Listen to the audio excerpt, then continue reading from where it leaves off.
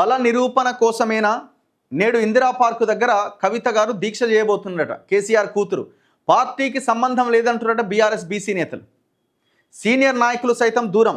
కేవలం జాగృతి పూలే ఫ్రంట్ పేరుతోనే నిర్వహణ. సొంతంగా ఎదిగే ప్రయత్నమా? వరంగల్ సభ నేపథ్యంలో హాట్ టాపిక్ అట. యాక్చువల్ ఇక్కడ జరుగుతున్నది ఏంటంటే Kalvakuntla Kavitha versus KCR and remaining family members లాగా వ్యవహారం ఉన్నది. సరే, ఇప్పుడు మిగతా వాళ్ళంతా ఒకటే దగ్గర ఉన్నారంటే అట్లా లేదు. మళ్ళీ హరీష్ దుకాణం హరీష్దే, కేటీఆర్ది, కవిత కేసీఆర్. కవిత వీళ్ళందరికీ డిఫరెంట్. మళ్ళీ ఇప్పుడు ఈమె అసలు ఆ పార్టీలో ఉంటుందా ఉండదా మీరు ఏమైనా చెప్పగలుగుతారా అంటే దాదాపుగా ఆమె పార్టీ నుంచి బయటికి రావడానికి ప్రయత్నం చేస్తున్నది. దాంట్లో ఎలాంటి డౌట్ పడాల్సిన అక్కర్లేదు. ఆమె తనకు తాను సొంతంగా ఎదగడానికి ఒక ప్రయత్నం అయితే ఆమె గట్టిగా చేసుకుంటున్నది. అందుకే ఆమె ఎస్సీ ఎస్టీ బీసీ యాంగిల్ అనేది ఒక యాంగిల్ సరే, ఆమెని ఎంతమంది నమ్ముతారు? ఆమె 10 ఏళ్ళుగా ఏం చేసింది? కేసీఆర్ కూడా అక్కడే ఆమెను తక్షణమే ఈ ఎజెండాని ప్రజల ముందు పెట్టకొని కేసీఆర్ చెప్తున్నాడు. ఎందుకు?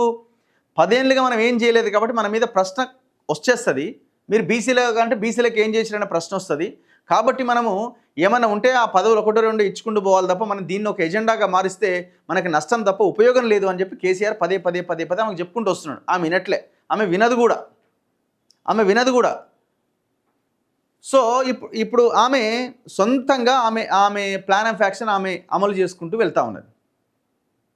రాబోయే రోజుల్లో ఇప్పుడు ఈమెకి కేటీఆర్కి అయితే అసలు ఇక పచ్చగడ్డేస్తే బగ్గు ఉంటుంది అన్నది చాలా చిన్న పదం. ఇక ఇంకేమైనా ఉంటే దాని అది కూడా పెట్టుకోవచ్చు. అంత భయంకరంగా ఉన్నది వీళ్ళిద్దరి మధ్య. మరి ఇప్పుడు బీసీ లీడర్లు ఎవరు లేరట కదా, బీఆర్ఎస్ బీసీ నేతలు మాకు సంబంధం లేదంటున్నట. యాక్చువల్గా లాస్ట్ టైం జరిగిన మీటింగ్లో కూడా ఇదే జాగృతి పూలే ఫ్రంట్ ఏదో ఫ్రంట్ ఉంది కదా, ఆ ఫ్రంట్ ఆధ్వర్యంలోనే నడిచింది. ఆనాడు కూడా వాళ్ళు ఎవరు రాలే. ఇప్పుడు మధుసూదనాచారి ఉన్నాడు, శ్రీనివాస్ గౌడ్ ఉన్నాడు, ఇంకా చాలామంది బీసీ లీడర్లు ఆ పార్టీలో ఉన్నారు కదా. మరి వాళ్ళందరినీ ఎందుకు పిలుస్తలేరు? కేసీఆర్ వాళ్ళని వెళ్ళొద్దు అంటున్నాడు. ఈమెనేమో ఆమె లైన్లో ఆమె వెళ్తూ ఉన్నది. ఇది 2 నెలల 3 నెలల 6 నెలల సంవత్సరమో కానీ ఈ హరీష్ రావు కంటే ముందే ఈ బ్లాస్ట్ అయ్యే అవకాశం ఉంది కవిత ఎపిసోడ్. ఏం జరుగుతుంది అన్నది చూడాలి. నేను అందుకే లాస్ట్ 10 డేస్ నుంచి బలంగా చెప్తా ఉన్నా, ఏదో జరుగుతున్నదా, ఏదో బాంబు వేలబోతున్నదని. ఎమ్మెల్సీ కవిత నిర్వహించే దీక్షకు గులాబీ పార్టీలో బీసీలు దూరం కాబోతున్నారు. పార్టీకి సంబంధం లేకుండా ఆమె స్వతహాగా జాగృతి పేరుతో ఈ కార్యక్రమం నిర్వహిస్తున్నారు. దీంతో పార్టీ సీనియర్లు సైతం పాల్గొనే అవకాశం లేదు. ఇప్పటి వరకు ఆమె బీసీ వాదంతో నిర్వహించిన ఏ ఒక్క సమావేశంలో కూడా పార్టీ నేతలు పాల్గొనలేదు. అయితే పార్టీ రజతోత్సవ సభ జరుగుతున్న తరుణంలో ఇందిరా పార్క్ వద్ద దీక్ష నిర్వహించడం హాట్ టాపిక్గా మారింది. ఆమె స్వతహాగా ఎదిగేందుకు ప్రయత్నిస్తున్నారా, ఇతర కారణాలు ఏవైనా ఉన్నాయా అనేది ఇప్పుడు పొలిటికల్ సర్కిల్స్లో చర్చకు దారితీసింది. కొంతకాలంగా బీసీ రాగం అసెంబ్లీ ముందు పూలే విగ్రహాన్ని ప్రతిష్ఠించాలని ఎమ్మెల్సీ కవిత గత కొంతకాలంగా గలం వినిపిస్తున్నారు. ఇప్పుడు ఎంత కామెడీ ఉంటుంది? అసెంబ్లీ ముందు పూలే విగ్రహం పెట్టాలి అని అడుగు. 10 ఏళ్ళుగా ఏం చేసినట్టు సమాధానం ఉందా? 10 ఏళ్ళుగా మీరు ఏం చేసినట్టు సమాధానం ఉందా? కేసీఆర్ కూడా నచ్చంది ఇదే, అడగకమ్మా అది మన ఇజ్జతే పోతుంది అని ఆయన. లేదు, నా ఎజెండా నాది, నేను నా సొంత ఎజెండా అత్తపోతే అవసరమైతే రేపు పొద్దున అంటది, అవునయ్యా కేసీఆర్కి చెప్పిన మేము వినలేదు, అయినా మేమేం చేయాలని అంటది ఆమె పార్టీ మారిన తర్వాత. మా అన్న మొత్తం అన్నింటికి అడ్డుపడ్డాడు, చేద్దామన్నా చేయలేదని ఆనాడు చెప్తుంది.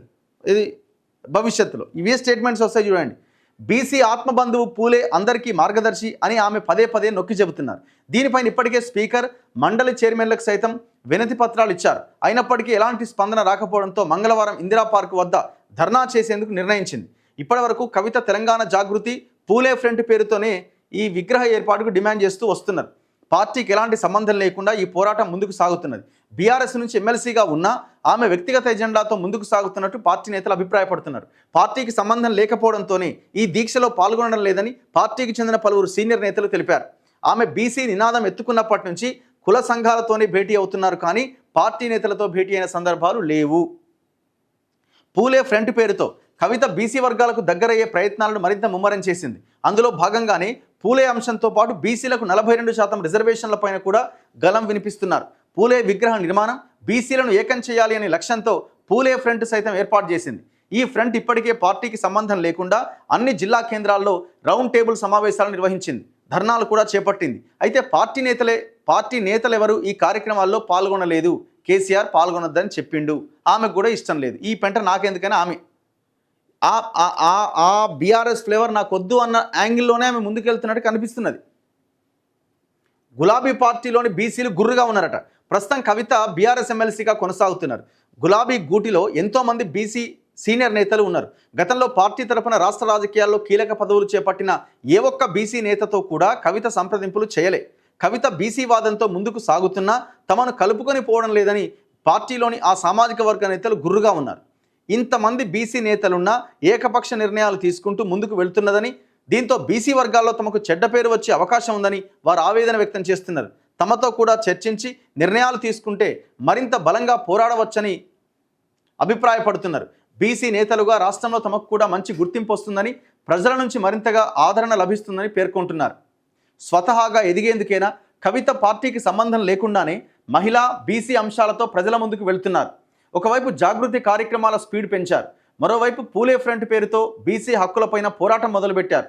రోజు రోజుకి పలు విభిన్న కార్యక్రమాలతో ఆమె దూకుడు పెంచడం తీవ్ర చర్చకు దారితీసింది. ఆమె పార్టీతో సంబంధం లేకుండా స్వతహాగా బలమైన నేతగా ఎదగాలని ప్రయత్నాలు చేస్తున్నారా అనే ప్రచారం ఊపందుకుంది. తనకంటూ ఒక క్యాడర్ ఏర్పాటు చేసుకుంటే తన పోరాటాల్లో అండగా ఉంటారని భావిస్తున్నట్టుగా సమాచారం. గతంలో ఎదురైన ఘటనలు పునరావృతం కాకుండా కవిత పక్కా ప్రణాళికతో ముందుకెళ్తున్నారని చర్చించుకుంటున్నారు. సభను పక్కన పెట్టి మరి ఈ నెల 27వ తేదీన ఎల్కతుర్తిలో బీఆర్ఎస్ రజతోత్సవ సభ నిర్వహించబోతున్నారు. పార్టీ నేతలంతా ఈ సభ ఏర్పాట్లలో నిమగ్నమయ్యారు. కానీ కవిత మాత్రం అసెంబ్లీ ముందు పూలే విగ్రహం ఏర్పాటే లక్ష్యంగా ధర్నాకు దిగుతున్నారు. పార్టీ అంతా సభను విజయవంతం చేసేందుకు పనిచేస్తుంటే కవిత ఆ అంశాన్ని పక్కన పెడుతూ విభిన్నంగా వ్యవహరించడం రాష్ట్ర రాజకీయ వర్గాల్లో హాట్ టాపిక్గా మారింది. కవిత పార్టీ సభపైన దృష్టి పెట్టకుండా ధర్నాపై ఫోకస్ చేయడానికి కారణం ఏంటని పలువురు ఆరా తీస్తున్నారు. ఏది ఏమైనా కవిత ఇందిరా పార్కు ధర్నా సర్వత్రా ఆసక్తి రేకెత్తిస్తూ చర్చనీయాంశంగా మారింది. నేను లాస్ట్ 10 days నుంచి ఈ విషయాన్ని చెప్తా ఉన్నా. ఏదో ఒక బ్లాస్ట్ కవిత రూపంలో బీఆర్ఎస్లో జరగడానికి అవకాశాలు ఎక్కువగా కనిపిస్తున్నాయి. సమయం ఎంత అని మాత్రం మనం చెప్పలేం. ఒకసారి బీసీ లీడర్ల ఎవరితో జాజుల శ్రీనివాస్ గౌడ్కి ఫోన్ చేద్దాం.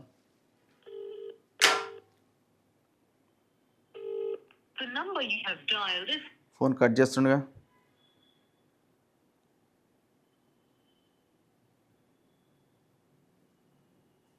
హలో హలో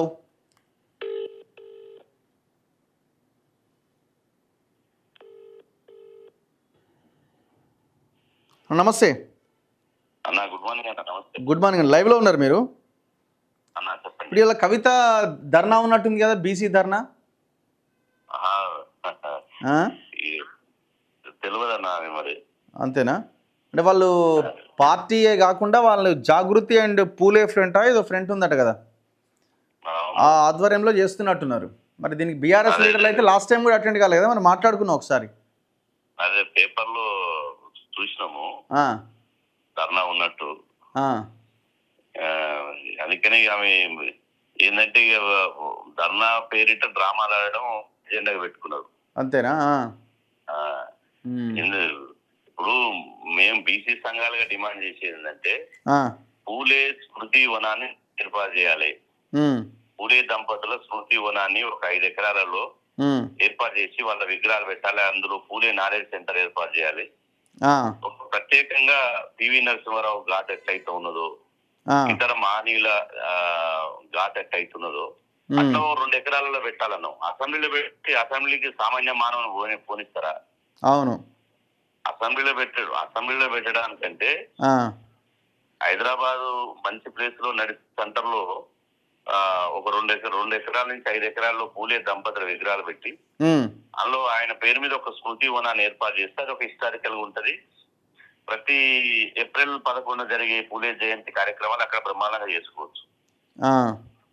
కానీ 10 సంవత్సరాలు పూలే విగ్రహానికి దండైనటువంటి వాళ్ళు, నివాళులు అర్పించినటువంటి వాళ్ళు ఇప్పుడు కొత్త డ్రామాకు షురూ చేసారు. మళ్ళీ ఇదేనా పార్టీలో ఇంటర్నల్ వార్ కింద ఏమైనా కనిపిస్తున్నదా ఇప్పుడు? మరి దీనికి ఏమో బీసీ లీడర్లను ఎవరిని పిలుస్తలేరు, క్రెడిట్ వాళ్ళకి పోద్దనా లేకపోతే ఎట్లా చూడాలనో ఈ వ్యవహారం?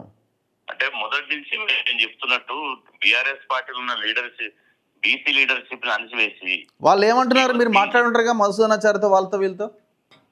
వాళ్ళు చాలా రగిలిపోతున్నారు. కనీసం మీది ఇంతకుముందు ఇందిరా పార్క్ దగ్గర ధర్నా చేసింది. ఒక బీఆర్ఎస్ పార్టీ సంబంధించిన ప్రకాష్ గారు గాని, మధుసూదన్ చారి గాని, వినయ్ భాస్కర్ గాని, వద్దిరాజ రవిచంద్ర గాని, శ్రీనివాస్ గౌడ్ గాని, ఆ పార్టీలో ఉన్న బీసీ నాయకులు ఒక్కరు కూడా అటెండ్ కాలే. ఓకే. ఆమె కవిత గారు వెనుక ఉన్నటువంటి కొంత బ్యాచ్ ఎవరైతే జూనియర్స్ ఉన్నారో వాళ్ళే అటెండ్ అయ్యారు. అంటే బిఆర్ఎస్ పార్టీలో తమిళనాడుకు వాళ్ళు ఒక టూర్ పోయి బీసీ రిజర్వేషన్ మీద అధ్యయనం చేసిన తర్వాత బిఆర్ఎస్ పార్టీలో కూడా ఒక చర్చ వచ్చింది. అవతల పార్టీలను మనం క్వశ్చన్ చేసినప్పుడు మన పార్టీలో కూడా మన బీసీ ముఖ్యమంత్రి అంటారా, పార్టీ అధ్యక్షుడు బీసీకి ఇస్తారా, లేకపోతే కనీసం వర్కింగ్ ప్రెసిడెంట్ అన్న బీసీకి ఇస్తారనే ఒక వాదన పార్టీలు వితిన్. సరే, అదంతా ఓకే. ఇప్పుడు మీరు ఆ బీఆర్ఎస్ బీసీలతో మాట్లాడమని వాళ్ళు కేసీఆర్ కి చెప్పుంటారు కదా. చెప్పారు వాళ్ళు, కేసీఆర్ చెప్పారు, వాళ్ళకి తెలుసు. కానీ కావాలని బీఆర్ఎస్ పార్టీలో వస్తున్న బీసీ వాయిస్ సైడ్ ట్రాక్ చేయడం, బీసీ అణచివేయడం, భవిష్యత్తులో కూడా ఇదే వాదంతో ఉంటే బీసీలకు కూడా ఎక్కువ ఎమ్మెల్యే టికెట్ ఇవ్వాల్సి వస్తుంది అనే ఒక. అంటే ఇది కేసీఆర్ లైన్ లోనే నడుస్తుంది అనుకుంటున్నారా, లేదు కవిత ఓన్ ఎజెండానా? ఇప్పుడు కేసీఆర్ లైన్ లోనే నడుస్తుందా? ఇప్పుడు వాళ్ళు మొదటి నుంచి కేసీఆర్ ఫ్యామిలీ ఏంటంటే ఒకరేమో దూరం చేస్తుంటారు, ఒకరేమో దగ్గర తీస్తుంటారు. అంతా పొలిటికల్ డ్రామా వాళ్ళది, పెద్ద డ్రామా కంపెనీ వాళ్ళది. ఓకే. ఈ కేసీఆర్ వర్గం అని, కేటీఆర్ వర్గం అని, హరీష్ రావు వర్గం అని, సంతోష్ రావు వర్గం అని, కవిత వర్గం, ఏ వర్గమైనా అది కల్వకుంట్ల ఫ్యామిలీ వర్గమే. ఓకే. కాకపోతే ఈ ఫ్యామిలీ మీద విసుకొచ్చి వేరే పార్టీలో పోవద్దని కట్టడి చేయడం కోసం ఇట్లా ఈ వర్గాలుగా చేస్తుంటారు ఎప్పుడు వీళ్ళు. రైట్ అన్న, థ్యాంక్ యూ. సిద్దిపేటలో రాజకీయం చేసినట్టు ఇక్కడ చేస్తుంటారు. రైట్, ఓకే, మళ్ళీ మాట్లాడదాం. థ్యాంక్ యూ అన్న, థ్యాంక్ యూ. సో ఇది జాజుల అభిప్రాయం. ప్రజలు ఏమనుకుంటున్నారు కవిత బీసీ మీటింగ్ మీద? ఒకసారి రిప్లై ఇవ్వండి, మిగతా అంశాలు కూడా మాట్లాడదాము. రైతు బంధు గురించి చాలామంది అడుగుతున్నారు. 3-4 ఎకరాల దాకా ఆగిపోయింది, 4,800 కోట్లు ఇంకా రిలీజ్ కాలే. చాలా దారుణంగా ఉన్నది ఈ పరిస్థితి కూడా. సో కవిత ఈ బీసీ మీటింగ్ బీసీల కోసమా లేకపోతే సొంత ఎజెండా కోసమా? మీ ఒపీనియన్ ఏంటి? సో రెస్పాండ్ అయ్యే ప్రయత్నం చేయండి. అన్న, రుణమాఫీ గురించి మాట్లాడండి. మాది జగిత్యాల జిల్లా, మాకు రుణమాఫీ కాలే, మాది గల్ఫ్ ఇష్యూ, 1,60,000 లోన్ ఉన్నది. ఒక్కసారి మా ఎమ్మెల్యే అడ్లూరి లక్ష్మణ్ కుమార్కి కాల్ చేయండి. అడ్లూరి లక్ష్మణ్కి కాల్ చేసినా, ఎంక్వైరీ చేసినా అది స్టేట్ ఇష్యూ, స్టేట్ పాలసీ అంటారు. ఇట్లాంటి వాళ్ళు పాపం చాలామంది ఉన్నారు. ఇప్పుడు వాళ్ళ ఫాదరో ఎవరో అక్కడ బయట దేశాల్లో ఉన్నారు. అట్లాంటి వాళ్ళకు రుణమాఫీ కాలే. రకరకాల కారణాలు పెట్టి రుణమాఫీ చేయని వాళ్ళు పాపం కొన్ని వందల మంది ఉన్నారు, వేల మంది ఉన్నారు.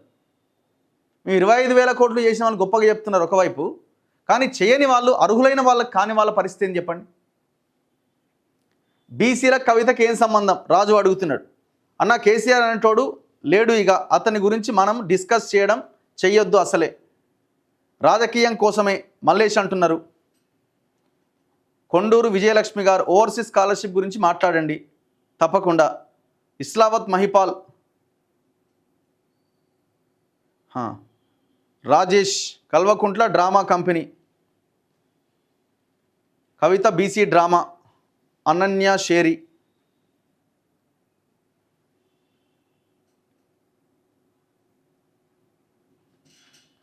ఇన్ని రోజులు ఏడున్నారని అడుగుతున్నారు.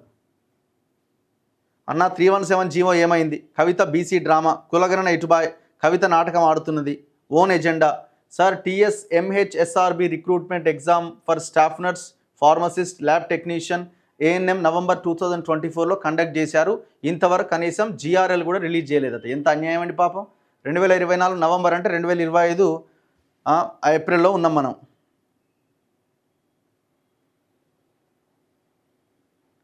అన్న, గుడ్ మార్నింగ్. రాష్ట్రంలో ఇవాళ ఎస్సీ ఎస్టీ బీసీలు ఏకమవుతున్నారు అని తెలిసి ఇప్పుడు అగ్రవర్ణ పార్టీలు డ్రామాలు ఆడుతున్నాయి. రేణిగుంట శ్రీనివాస్ అంటున్నారు. రఘువన్న, మీరు జగిత్యాల్లో భూ కబ్జాల గురించి చెప్పండి. ఏం అప్డేట్ లేదు అందులో. చాలా పెద్ద వాళ్ళు ఉన్నారు, చాలా భూమి కబ్జా అయింది. వన్స్ విజిట్ తప్పకుండా. బెల్ట్ షాప్ అట, కవిత గురించి అంటున్నారు. ప్రభుత్వంలో ఉన్నప్పుడు ఇవన్నీ చేస్తే బాగుండు. ఒట్టి నాటకం అట. కేసీఆర్ ఫ్యామిలీని ఎవడు నమ్మడు. రఘు గారు, భూభారతి స్టార్ట్ అయిందని గవర్నమెంట్ చెప్పింది, ఎంఆర్ఓ ఆఫీస్కి పోతే ఏం లేదని చెప్తున్నారు. భూభారతి ఇంకా స్టార్ట్ కాలేదండి.